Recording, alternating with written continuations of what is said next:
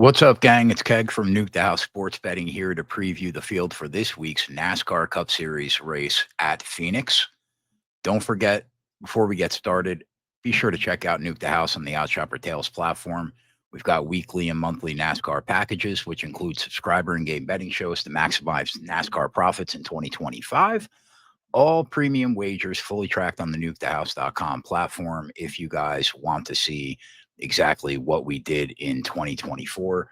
We basically bet one unit max risk. And last year as a team, we absolutely destroyed the 2024 NASCAR season. Be sure to check it out. And with that, let's go. All right. This is going to be a tough video to do in 10 minutes. We got a lot of things to get to. We had a good weekend last week for Nuke subs. We mentioned the guys that we thought you should be looking for in the outright market. Chris Bell was one of those people. We gave him out at 10-1. He got there. We gave Bell out to subscribers at 15-1. We doubled down live at 18-1 during the race to get another winner. We also gave out Elliott top 5, I think, on last weekend's prop show. He got there. We were so close to getting that top Ford with Todd Gilliland. He finished in the top 10, but was still 2 or 3 spots out of the top Ford, which would have been nice to hit at like 15-1, but what can we do? All right, let's get into it. Good start to March. We're crushing. Let's keep it going. This week is much tougher. The option tire throws a real monkey wrench into a race that ordinarily it wouldn't be anywhere near as volatile as it could very well be on Sunday. So it's going to make it tough, but we're going to try to do what we do, identify some value, and make some money. Chris Bell and Ryan Blaney are your two favorites in this race, and rightfully so, they should be. These were probably the two best drivers on short tracks in 2024. I would throw Chase Elliott in there as well as a top 3 guy in the conversation last year. But these guys really are the cream of the crop coming off last year on the short tracks. Bell won this race last year. He's finished in the top 5 in the fall race.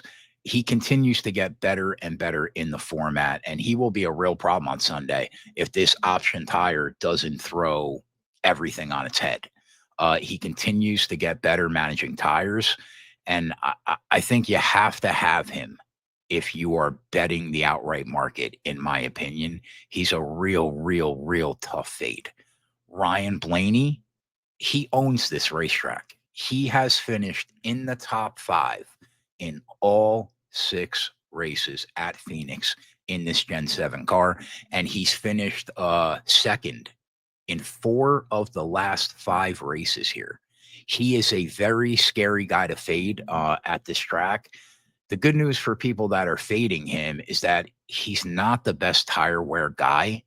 That's a bit net negative for him coming into this race, knowing the fact that you're going to need to manage tires. But God, do you really want to step in front of him? Because he's a train here. I'm not sure I do. I will probably in some way have a ticket on Ryan Blaney. Now, these are your two favorites in the race. They're 5-1, 5.5-1. Could have got them around 6-1 a little earlier in the week. If you bet these two guys and you only bet these two guys, you're not going to have much room to wiggle with in the outright market if you bet straight. If you like something in the space this weekend that you think you could tie something to them to get the number up on them, it would be good if you can go into this race with Bell and Blaney somewhere around 10-1, which gives you a little bit more wiggle room to get involved live or get on other outrights pre-race. So not a lot of wiggle room if you're only going to bet them straight, but they're hard not to have in your pocket. Hendrick Motorsports. After those two guys, there's a decent sized batch of contenders that can easily show up and win this race. The big 3 at Hendrick Motorsports can win this race. Kyle Larson, Will Byron, Chase Elliott. Byron, I think, is currently around 10-1. He's finished in the top 6 in 4 of the last 5 races here at Phoenix. Not the best tire wear guy, but I think he's getting better. Safe to say, Kyle Larson currently in that 9-1 range. He's finished in the top 4 at Phoenix in 3 of the last 4 races. We know he's the best driver in the sport, phenomenal in the format, one of the best tire wear guys that there are. Very, very hard to not think he won't have something to say about this race when it's all said and done. He's a top-notch contender. Chase Elliott, while he's got the worst average finish at Phoenix of the big 3 for Hendrick, he was one of the best short track guys, like I just said, in 2024. He's taken a step forward for sure last year. And in the championship race in the fall, he finally cracked the top 10 in this next gen car at Phoenix. I think he's moving on the way up in this next gen car at Phoenix. I don't rate him quite as highly as I do Kyle Larson and Will Byron, but would it shock me if Elliott won this race? No. Moving down the board, there's a group of about 7 guys that if this option tire does not turn this race into whoever is flying late, they have the skill and could have the car to get on victory lane. Those guys are in no particular order. Joey Logano, another Penske car, currently around 13-1. He won the championship at this track last year. He knows how to manage tires as well as anybody. And the option tire here for him is definitely a net positive. Denny Hamlin, he's in that 10-1 range. It's a big week for Denny Hamlin.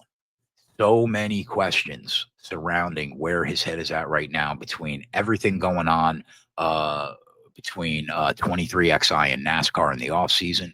He's expecting a baby in the coming months. He's still hunting for that championship that he hasn't been able to get.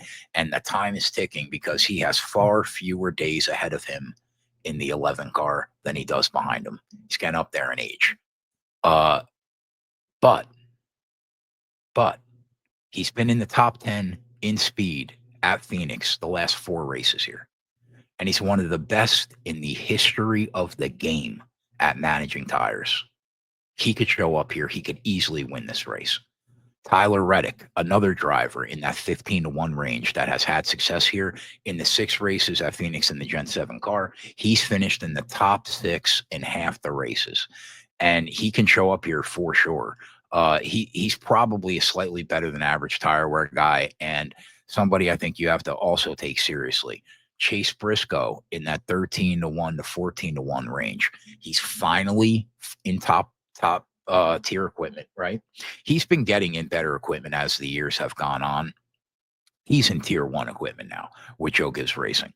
He's looked very good actually so far. He looked good at Coda. We were on him at the Clash where he just couldn't get out of his own way because it's a quarter-mile track, and a quarter-mile track is a joke in my opinion. I don't even know why they run them, but I digress. He's an excellent short track guy, excellent tire wear guy. He will be a factor in this race on Sunday. You could count on that. So Chase Briscoe is a guy I think you have to consider. You could say the same for Ross Chastain, who is priced about the same.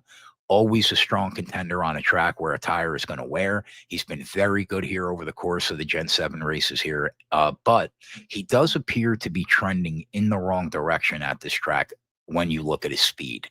Either way, I think you got to take a look at him. Finally, Roush Fenway. Brad Keselowski and Chris Buescher were sneaky good here last year. And right now they're sitting at around 22-1-ish, 35-1-ish. Buescher, who I rate better at Phoenix, has consistently shown top 10 speed the last 2 years at Phoenix. He's finished he's finished in the top 5 2 of the last 3 races here. And while Brad Keselowski hasn't been lights out by any means at Phoenix, he did have a decent car here in the spring last year. And if that car shows up again, he could be a factor in this race and might be able to take it down. So I would say 2 long shots I would go with in this race. If you had to pin me down 20-1 or higher, it would only be Roush. I think other than that, you're really taking shots. And that's it, boys. Those are the contenders for the Shriners Children's 500 this weekend, Sunday, for the NASCAR Cup Series. If I was going to give you guys my top 5 right now, in no particular order, it would be Bell, Briscoe, Larson, Byron, and I'm going to say Blaney out of respect. But the option tire worries me a lot. If I gave you one more guy, I would say Buescher at 22-1. Don't forget to check out Nuke the House on the Odd Shopper Tales platform, and we will see you guys back here for some best bets Sunday morning for the NASCAR Cup Series race at Phoenix. I'm out. Later.